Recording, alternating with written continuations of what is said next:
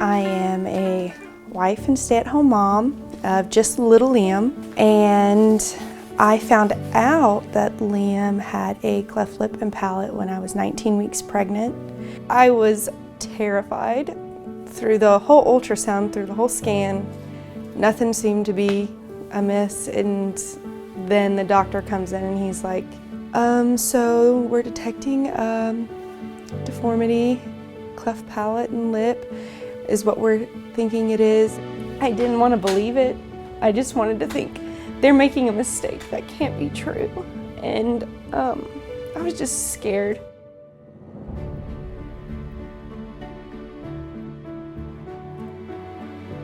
I met Liam's parents during the start of the COVID-19 pandemic. Their prenatal ultrasound had diagnosed Liam with a cleft lip and cleft palate.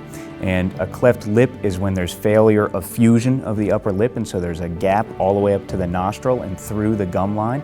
A cleft palate is a hole or a gap in the roof of the mouth that runs all the way from the teeth back to the uvula, which is the thing that dangles down at the back of your throat. His nostril was out as well, so his was on the left side.